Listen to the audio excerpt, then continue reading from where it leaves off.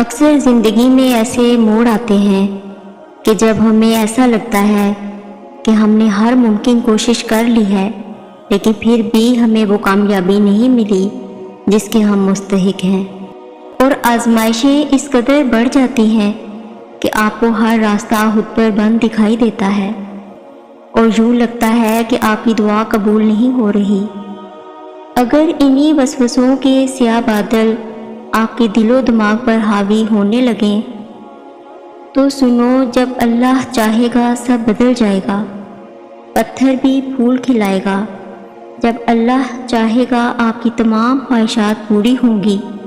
جو اب تک دور کی بات ہے وہ آپ کے سامنے آ جائے گا، جو اب تک مشکل لگتا ہے وہ آسان ہو جائے گا، جو اب تک نہیں ہو سکا ایسا نہیں ہے کہ وہ اب کبھی نہیں ہو پائے گا، جو اب تک نہیں مل سکا ایسا نہیں ہے کہ وہ اب کبھی نہیں مل سکے گا۔ جس منزل کا انتخاب عرش والے نے کر رکھا ہے اس تک پہنچنے سے آپ کو دنیا کا کوئی راستہ نہیں روک سکتا۔ اتنا جان رکھیں کہ یہ عالم محدود ہے اور آپ کا رب لامحدود ہے۔ وہ مہربان رب آپ کے درد اور آپ کی تکلیفوں کی ساری حدوں سے باخوبی واقف ہے۔ قرآن کی ایک آیت کا مفہوم ہے کہ جو ہر طرح کی مشکلات اور مسائل کے مقابلے میں ایمان اور صبر پر قائم رہے تو ان سے کہو کہ اللہ کے ہاں ایسے نیک بندوں کا اجر کبھی ضائع نہ ہوگا۔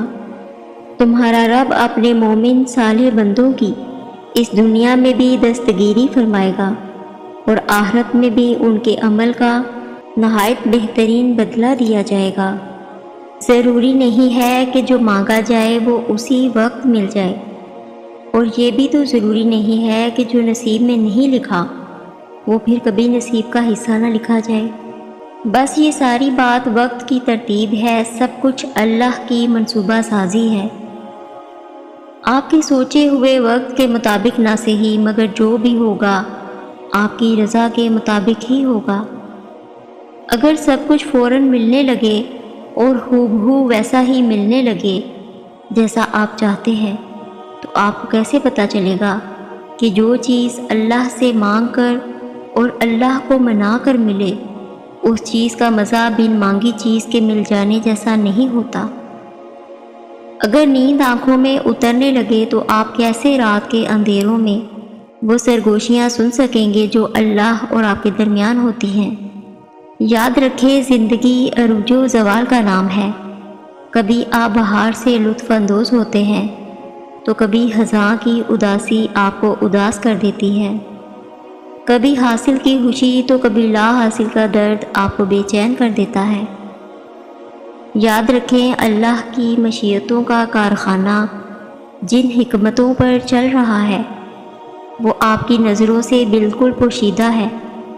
یہی وجہ ہے کہ آپ بات بات پر حیران اور پریشان ہو جاتے ہیں۔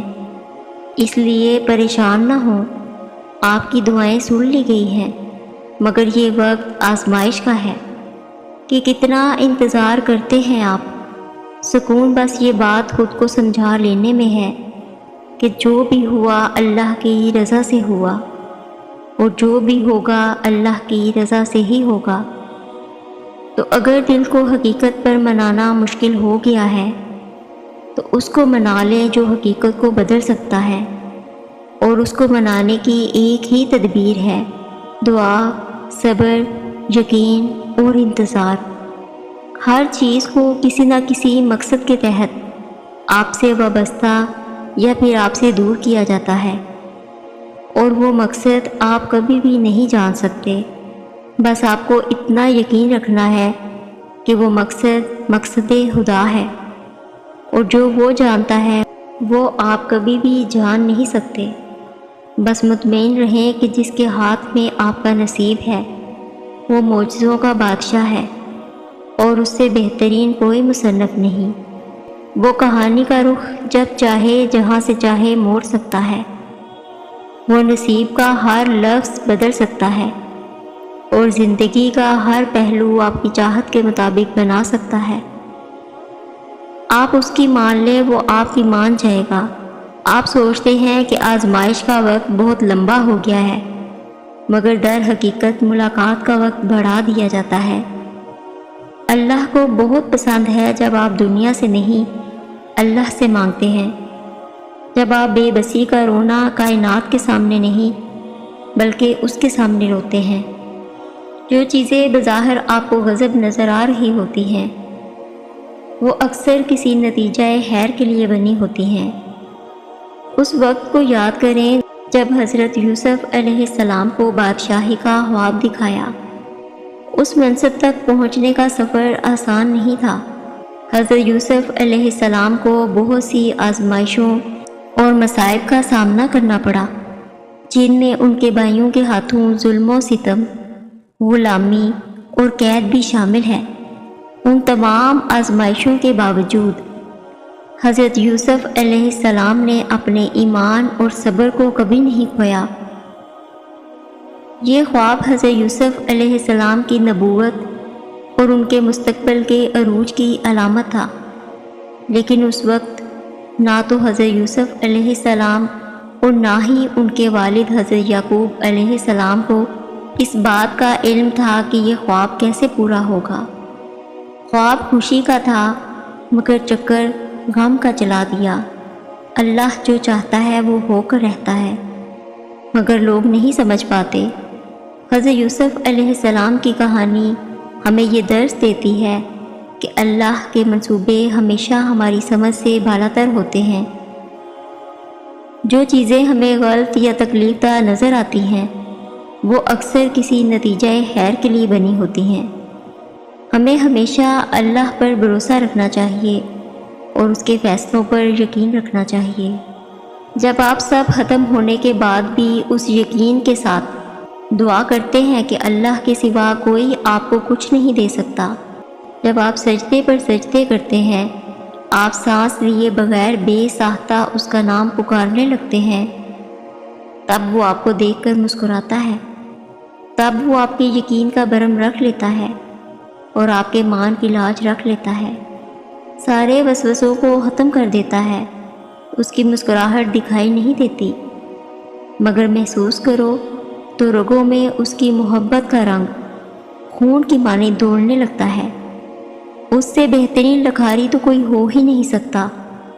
وہ اختیار ہونے کے باوجود نصیب کے پنوں کو اپنی چاہت سے آپ کی چاہت میں بدل دیتا ہے۔ انسان کی زندگی ایک سفر ہے، اللہ سے لے کر اللہ تک کا سفر۔ سب کا اپنا اپنا سفر ہے، منزل ایک صحیح مگر سفر الگ ہے۔ کسی کو طلب کی جستجو میں رکھا جاتا ہے، کسی کو بے طلب ہی نواز دیا جاتا ہے۔ کسی کی طلب آزمائش ہے تو کسی کا نوازا جانا آزمائش ہے۔ سب عطا ہے، ہر عطا آزمائش ہے، اور آزمائش کے اس سفر میں انسان بہت کچھ سیکھتا ہے۔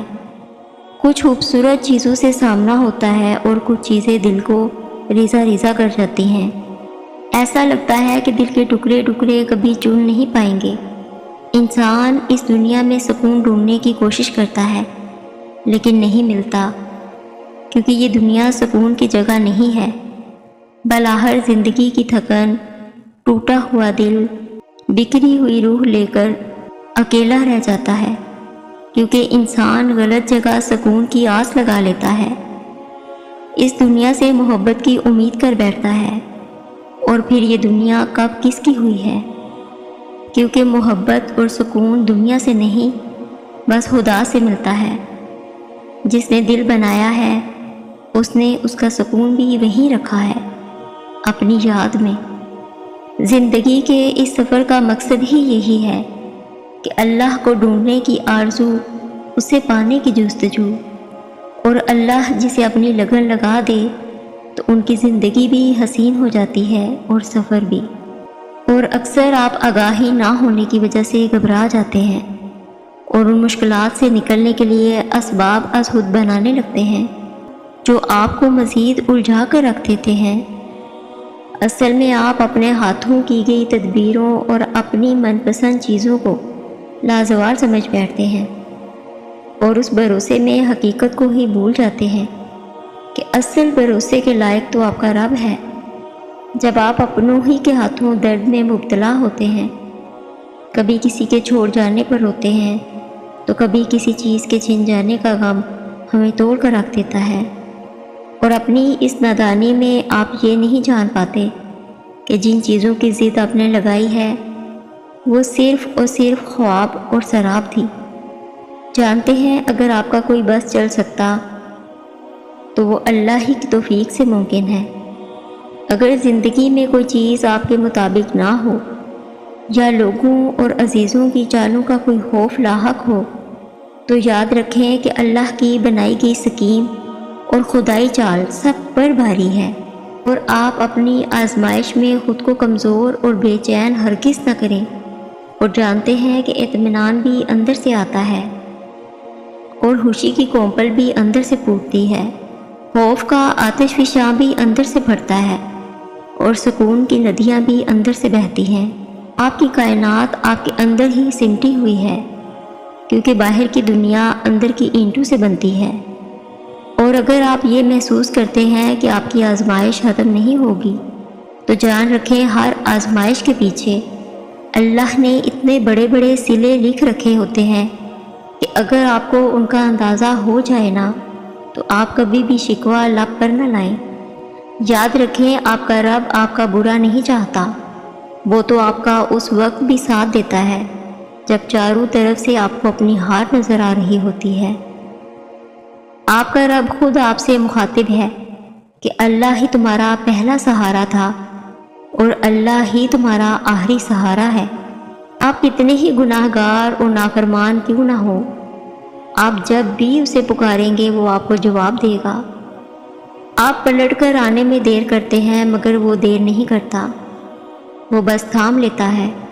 وہ وقت دور نہیں ہے کہ آپ کا رب آپ کو اتنا دے گا کہ آپ راضی ہو جائیں گے۔ اللہ انسان کو وہاں سے نوازتا ہے جہاں سے اسے امید بھی نہیں ہوتی۔ اللہ بس نیتیں دیکھتا ہے، اللہ بس یہ دیکھتا ہے کہ کس کے دل میں اللہ کے لیے محبت ہے اور کون اس چیز کو پانے کی زیادہ شدت رکھتا ہے جو وہ اللہ سے مانگ رہا ہے۔ وہ بس حلوس دیکھتا ہے کہ کون اس کا اتنا خوف اپنے دل میں رکھتا ہے کہ اپنی چاہت کو پانے کی خاطر وہ ذرائع موجود ہونے کے باوجود بھی کوئی غلط راہ اختیار نہیں کرتا۔ وہ بس طلب دیکھتا ہے کہ کون اس کے انعام کی طلب رکھتا ہے اور پھر اس کی طلب کی خاطر صبر کرتا ہے۔ یہی سب دیکھ کر اللہ فیصلہ کرتا ہے کہ کس کو کیا، کب اور کتنا دینا ہے، اور جو انسان اللہ کی اس آزمائش پر پورا اتر جاتا ہے وہ اپنے غموں اور تکلیفوں کے بعد بھی اللہ سے مانگنا نہیں چھوڑتا، تو پھر اللہ اسے غیب سے عطا کرتا ہے، پھر اللہ دیتا ہے۔ اور یاد رکھیں کہ جب اللہ دینے پر آتا ہے تو اتنا دیتا ہے کہ انسان کا دامن تنگ پڑ جاتا ہے، لیکن اللہ کی نعمتوں کی روانی نہیں رکتی۔ قرآن کہتا ہے کہ اللہ جس کو چاہتا ہے بے حساب دیتا ہے۔ آپ کو بہت مختلف طریقوں سے آزمایا جائے گا، ان طریقوں سے جن کا آپ کبھی تصور بھی نہیں کر سکیں گے۔ آپ آزمائشوں اور مشکلات سے گزریں گے۔ یہ سب سے مشکل چیز ہوگی جس کا سامنا آپ کو کرنا پڑے گا۔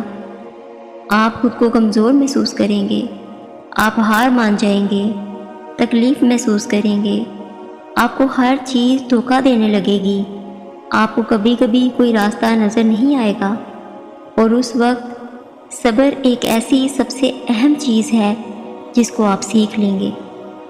صبر آپ کے اندر بڑھتا جائے گا اور آپ کو اپنی پوری صلاحیتوں کو بڑھنے دینا ہے۔ یہاں آپ یہ سیکھیں گے کہ صبر ایک ایسی چیز ہے جسے آپ کو حاصل کرنا ہی پڑے گا، نہیں تو آپ ٹوٹ جائیں گے۔ صبر آپ کو جینا سکھا دے گا، آپ کو ہر قسم کا وقت قبول کرنا سکھا دے گا، پھر چاہے وہ اچھا ہو یا برا۔ صبر آپ کو اپنے رب کے فیصلوں کے آگے سر جھکانا سکھا دے گا، اور یہ جان رکھیں کہ کسی کی مجال نہیں کہ وہ آپ کو چھوڑ دے۔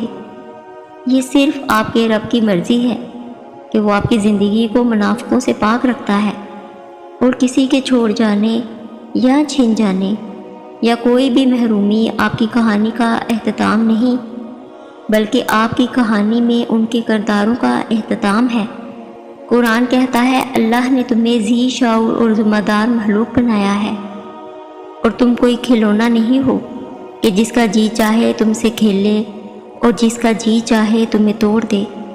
سنو، اگر آزمائشیں حد سے بڑھ گئی ہیں تو قرآن میں ایک جگہ اللہ فرماتا ہے کہ انسان پر جو بھی آزمائش آتی ہے، چاہے وہ رزق کی تنگی ہو یا زندگی کی کسی نعمت سے محروم ہو جانے کی، یا کسی بھی چیز کی تبدیلی اس کی حکمت کی بنا پر ہوتی ہے، جان رکھیں کہ اس کی حکمت میں کچھ دوسری حکمتیں کار فرما ہوتی ہیں۔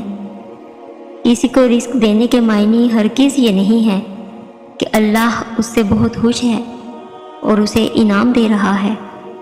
بسا اوقات ایک شخص اللہ کا نہایت مقصود ہوتا ہے، مگر وہ اسے بڑی دولت عطا کرتا چلا جاتا ہے، یہاں تک کہ آخر یہی دولت اللہ کا عذاب لے آتی ہے۔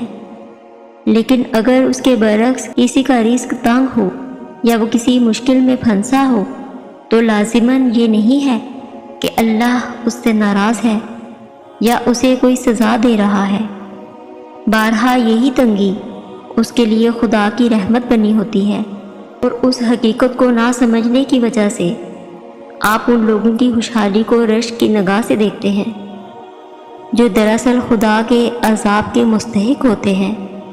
اللہ فرماتا ہے کہ ہم انہیں مال اور اولاد سے آزمائیں گے تاکہ ہم دیکھیں کہ وہ کیسے عمل کرتے ہیں، مگر مسئلہ تب آتا ہے جب آپ چیزوں کو ظاہری نظر سے دیکھتے ہیں۔